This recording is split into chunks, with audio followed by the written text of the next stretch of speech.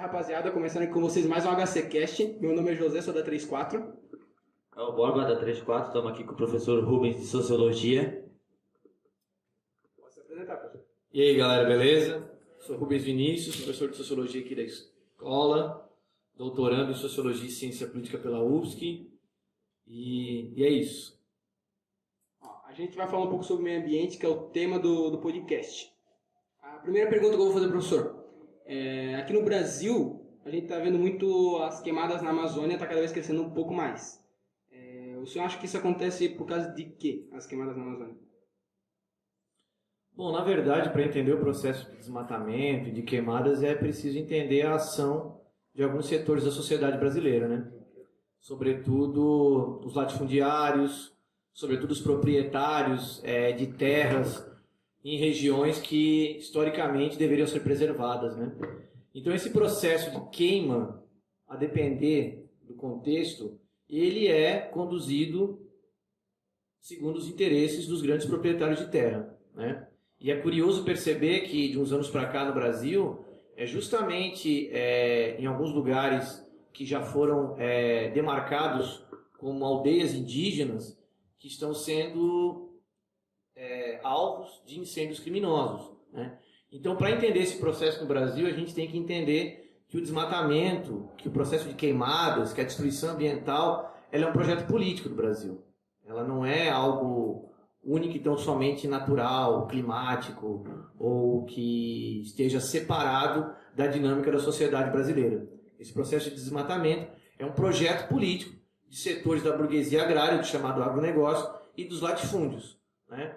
E é justamente, como comentei antes, de uns anos para cá a gente vem percebendo que territórios indígenas, que inclusive são protegidos pela lei, estão sendo alvo de queimadas e de destruição, né? E isso, obviamente, serve aos interesses dos grandes proprietários de terra, da burguesia agrária e do latifúndio. Quer dizer então que o governo também é um dos principais causadores disso?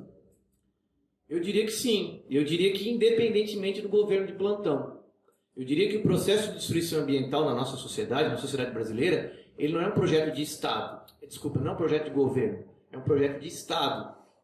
Então o Estado brasileiro, inclusive tem legislações, a legislação ambiental, que abre brechas para esse tipo de ação. Embora penalize, embora haja um código florestal, esse mesmo código florestal, por conta da ambiguidade da lei, ele abre brechas para esse tipo de ação, né? Então eu diria para vocês que o processo de destruição ambiental na sociedade brasileira, na Amazônia, que não é só brasileira, né? Existe a Amazônia boliviana, peruana, ele é sim uma política de Estado. O Estado brasileiro é um dos responsáveis pelo processo de desmatamento, de destruição ambiental e de destruição daquilo que sobrou dos povos indígenas, que são os verdadeiros habitantes desse país, né? Assim que nem o governo, ele pode ajudar muito as aldeias indígenas, né? Se por acaso não existisse mais alguma, seria bom para eles daí, né? Seria um grande benefício, tanto quanto para a lei, quanto em auxílio também, né? Aí a gente tem que entender que os governos, eles não estão separados dos interesses daqueles que os financiaram. E o governo atual, assim como os governos anteriores, eles têm uma parceria, assim, uma amizade, uma associação muito grande com o chamado agronegócio, né? E o agronegócio nada mais é do que o capitalismo no campo, o grande capital invadindo o campo. Porque se a gente pegar esses territórios de meio ambiente natural, né, de mata virgem, eles são marcados por um controle mais ameno do espaço. Não há uma destruição sistemática. Agora, na nossa sociedade, o meio ambiente natural ele vai sendo aos poucos transformado em meio ambiente social.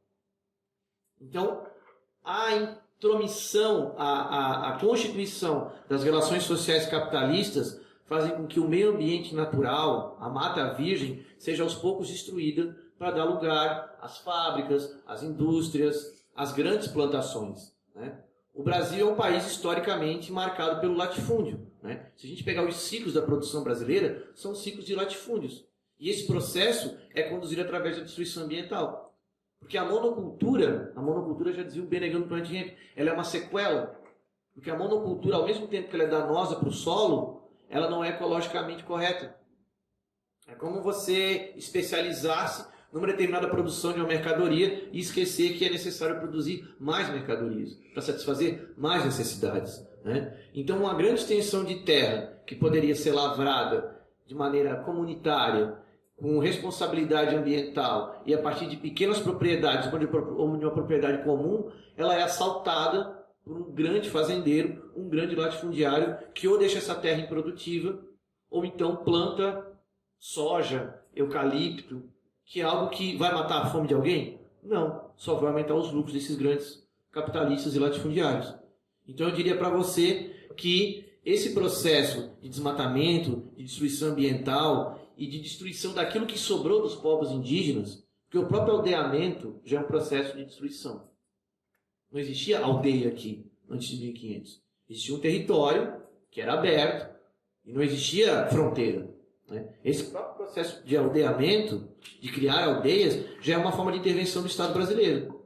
Então, sim, os governos, independentemente do partido de plantão, têm interesses, sim, nesse processo mais amplo de transformar o meio ambiente natural, ou o que restou do meio ambiente natural, em meio ambiente social, que nada mais é do que a ocupação do capital do espaço.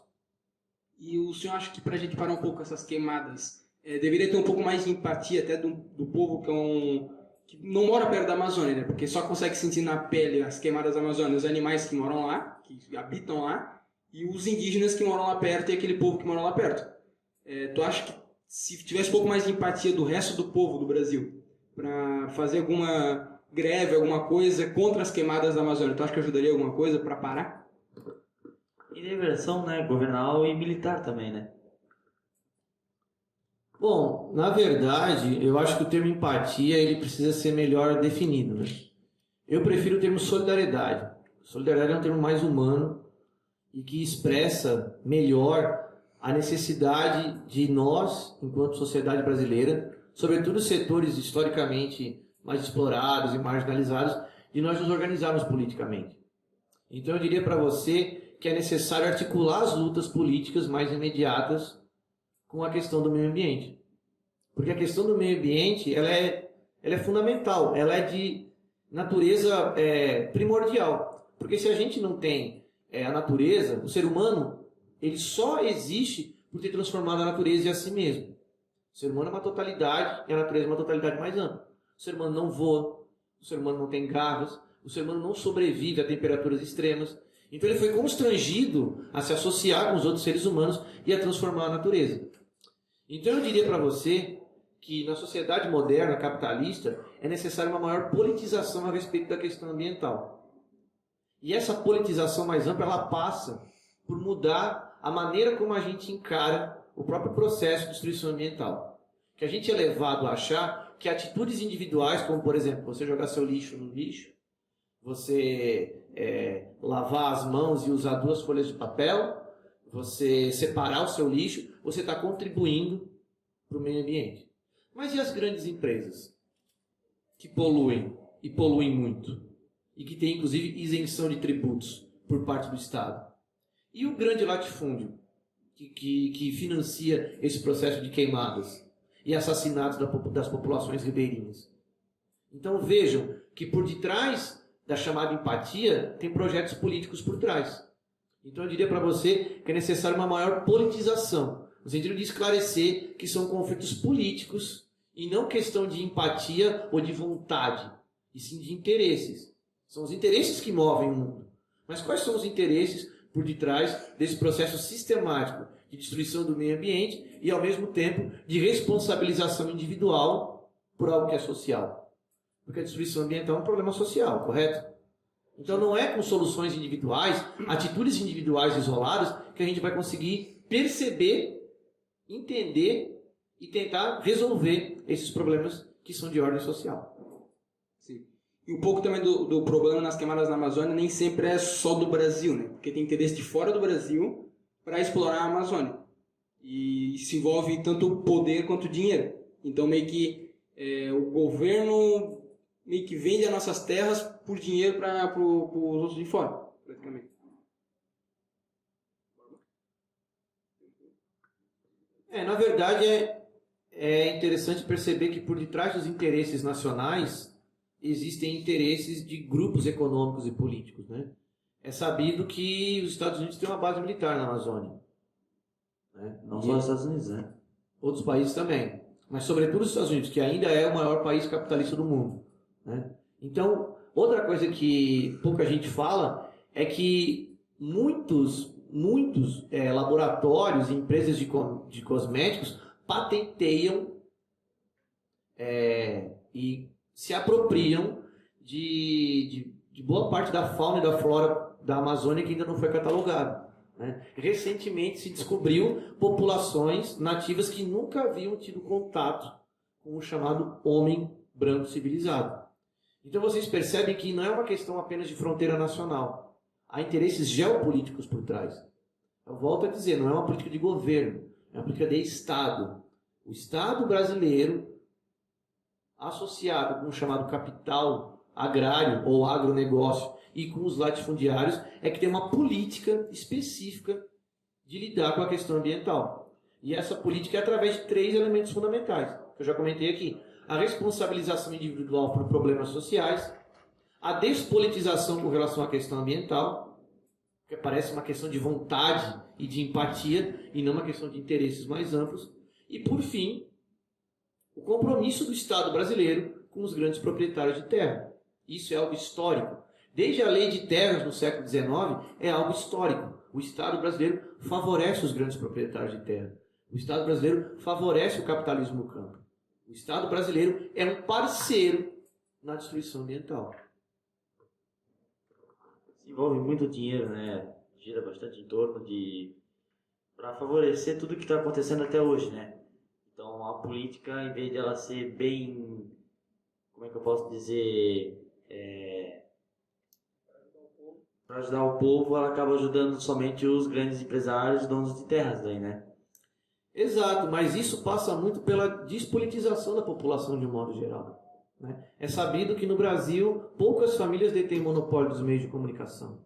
E é sabido também que nesses territórios, o que sobrou da mata brasileira, são representantes do chamado agronegócio que detém as concessões dos canais. Então esses caras são donos dos meios de comunicação, esses caras são coronéis, esses caras têm milícias. Esses caras têm também o exército com eles. Então esses caras estão muito bem organizados. Muitíssimo bem organizados. Agora a população de modo geral está desorganizada, despolitizada e alheia a todo esse processo. Então vocês percebam que é efetivamente um processo de luta. E um processo mais amplo. Porque a questão ambiental não está desvinculada da questão da falta de educação. A questão ambiental não está desvinculada da questão da falta de saneamento básico. A questão ambiental está interligada com todas essas questões. Então pensar uma sociedade que o meio ambiente e que a produção do espaço seja segundo as necessidades humanas, autênticas, é pensar uma sociedade completamente diferente da sociedade atual. Porque a sociedade capitalista, a dinâmica dela é autodestrutiva. A destruição ambiental é um projeto político do capitalismo. Isso é inegável. Basta perceber que na Europa Ocidental, no chamado feudalismo, era uma produção muito mais voltada para a subsistência do que é com o capitalismo moderno. Se a gente pegar a China, que é um dos maiores países capitalistas da atualidade, algumas vilas camponesas de 40 anos atrás se tornaram os principais centros do capital industrial chinês. Isso em 40 anos. Então vocês percebam as transformações no espaço. O ar já não é mais o mesmo. A fauna e a flora já não são mais as mesmas. É aquilo que eu comentei antes. O meio ambiente natural vira meio ambiente social. É a ação humana que transforma a natureza. E segundo quais interesses? Segundo quais critérios? Será que são os da maioria da população? Eu acho que não. Acho que é uma parcela bem pequena, inclusive. Tem que envolver bastante pessoa para ver se consegue dar uma ajuda ao nosso planeta quanto antes, né? E para encerrar aqui agora, o que o professor pode dizer sobre o meio ambiente? Alguma dica, alguma ideia para tentar ajudar um pouco a melhorar a situação que está acontecendo daqui para frente, anos agora? Bom, primeiro que projetos como o de vocês são muito interessantes, porque a gente pode politizar melhor a questão ambiental. A gente pode superar esse discurso mentiroso de que basta você fazer xixi dentro da privada, puxar a descarga, enxugar as mãos com 2 folhinhas, que está tudo certo. Não, o problema é muito mais amplo. Né? A poluição do rio Itajaí-Açu, por exemplo, está completamente vinculada com as empresas têxteis e outras empresas. Né? Então é entender que a lógica da nossa sociedade é perversa e que a gente tem que entender essa lógica, porque é essa lógica que produz o processo de destruição ambiental.